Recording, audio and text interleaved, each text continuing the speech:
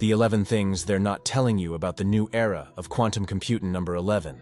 Quantum supremacy might already be achieved.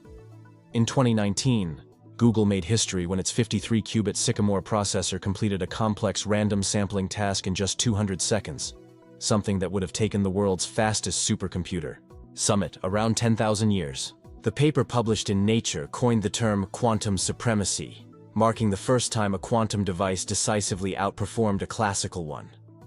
But IBM immediately pushed back, claiming the same calculation could be simulated on a traditional computer in about 2.5 days. Since then, China's University of Science and Technology, USTC, has built two machines, Zhuchongzi and Zhujiang, achieving similar results using photons and superconducting units. These experiments were validated but not widely publicized, and many experts believe that was intentional. Why? Because once a machine consistently achieves real-world quantum advantage, it could threaten global encryption systems, financial models, and even military communications. So, if governments seem unusually quiet about their breakthroughs, that silence might be the loudest signal yet. Number 10.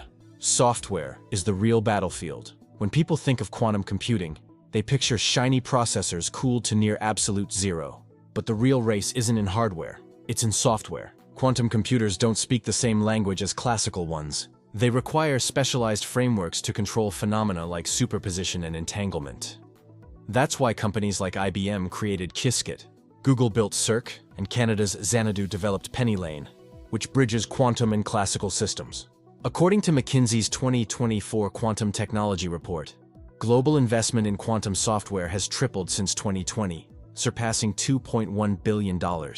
Even Amazon and Microsoft now offer cloud-based simulators for developers to test algorithms. The real challenge? Writing code that remains stable despite quantum noise and errors, something traditional programming can't handle. Whoever develops the first scalable quantum operating system could control the foundation of this new computing era. The hardware may be impressive, but the real war is happening quietly, in code. Number 9. Cryptography could be the first real casualty. Every message you send, from bank logins to private emails, relies on encryption based on mathematical problems that classical computers can't easily solve, but quantum computers can.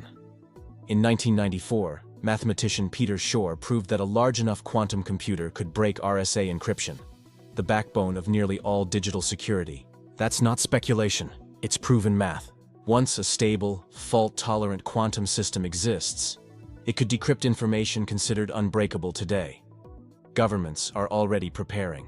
The U.S. National Institute of Standards and Technology, NIST, began developing post-quantum cryptography standards in 2016 and finalized them in 2024. Other nations are following suit. The real danger isn't just future breaches. It's data being stolen now, stored and decrypted years later once quantum power arrives. That's why cybersecurity experts call quantum computing both a technological revolution and a global ticking clock. Number 8. The global quantum race. Quantum computing isn't just a scientific milestone, it's a geopolitical one. The United States, China, and the European Union are locked in a high-stakes race to dominate the field. China's quantum project, 2030, is building a nationwide quantum communication network and has already launched the MISHA satellite to transmit encrypted quantum data between continents. The US is advancing through the National Quantum Initiative, involving NASA, the Department of Energy, and top universities.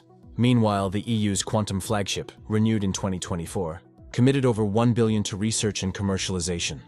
Private companies like IBM, Google, and Intel are key players, but make no mistake, national security interests drive most of the funding. Whoever wins this race will control the next generation of encryption, AI, and computational infrastructure. It's the 21st century version of the space race. Except this time, the battlefield isn't the sky, it's the quantum realm. Number 7. Quantum's real impact starts in specific fields. You probably won't have a quantum laptop on your desk anytime soon, but major industries are already experimenting behind the scenes. Pfizer and IBM are using quantum systems to simulate molecular interactions that could speed up drug discovery. Daimler is exploring new battery materials for electric vehicles to improve performance and lifespan. Volkswagen and Airbus are testing quantum algorithms to optimize delivery routes, air traffic, and fuel efficiency.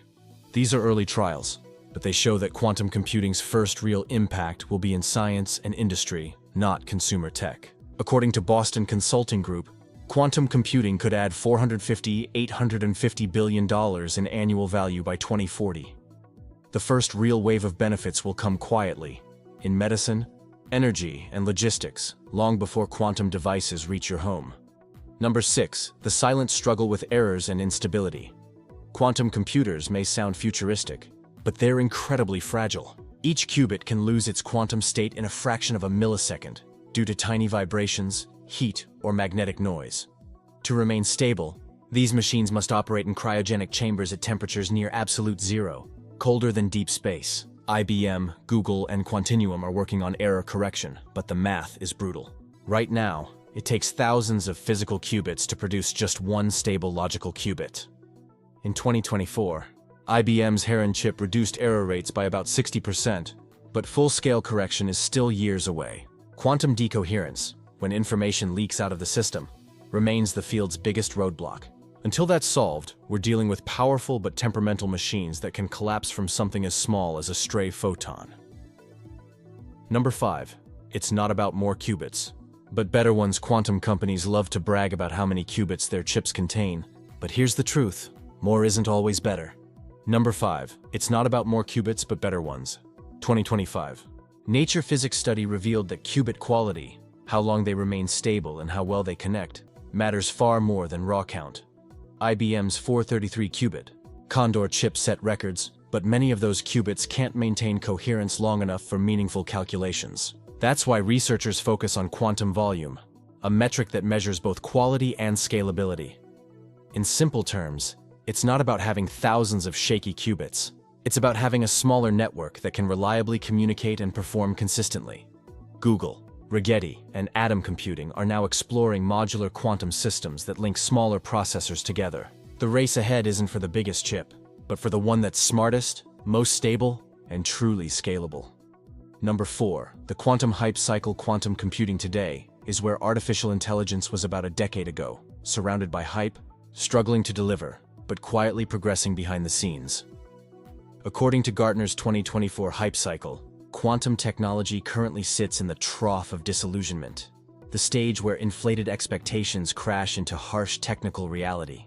Startups that once raised tens of millions in 2021 are now merging or downsizing as investors realize how difficult it is to stabilize and scale quantum hardware. But that doesn't mean the dream is dying. IBM, Google, and Quantinuum continue publishing peer-reviewed breakthroughs in error correction and system reliability. IBM's 2025 roadmap even predicts utility-scale quantum systems within 2 years. So yes, the buzz has quieted down, but that's often when real breakthroughs happen. When quantum finally clicks, the headlines will seem small compared to the scale of what's coming. Number 3. Quantum advantage exists. But barely. You've probably heard the term quantum advantage. It means a quantum computer outperforms the best classical computer on a specific task. Google's 2019 Sycamore experiment technically achieved this by solving a random sampling problem in minutes that would have taken classical systems thousands of years. But that result had no real-world application.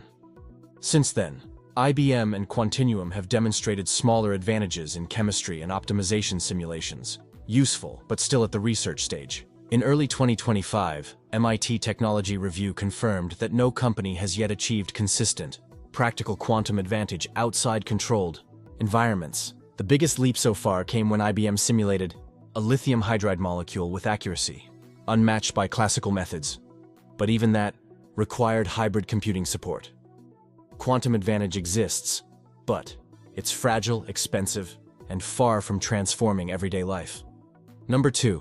The quantum investment boom isn't all goal. Quantum computing has become one of the most heavily funded tech frontiers of the decade. According to McKinsey's 2025 Quantum Report, global public and private investment has surpassed $35 billion, spanning over 350 startups and research ventures. The problem? Many are hitting the same wall: error correction and scalability.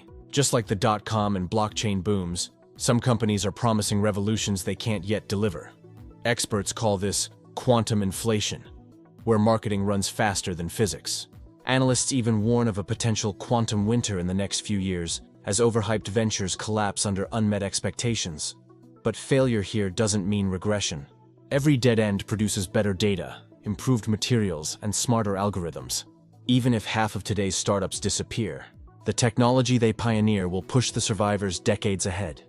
Quantum may slow down, but it's not stopping. Number 1. Quantum computing won't replace classical computers. One of the biggest misconceptions about quantum computing is that it will completely replace classical machines. It won't. The real future is hybrid, where quantum systems work alongside traditional processors. Quantum computers excel at massive optimization and molecular simulation, while classical systems remain unbeatable for everyday processing, databases, and communication. IBM calls this the quantum-centric supercomputer, combining quantum processors with AI and high-performance computing, HPC systems under one architecture. Microsoft's Azure Quantum and Google Cloud's hybrid frameworks already allow developers to run quantum and classical tasks in parallel. Scientists call this co-processing, both systems sharing the workload. The goal isn't competition, but collaboration. Quantum computers will act like specialized teammates, tackling the impossible calculations, while classical ones handle everything else. Together, they'll unlock solutions we couldn't even imagine before. If you made it this far, let us know what you think in the comments below. And for more fascinating topics, check out the recommended video you see on screen right now. Thanks for watching.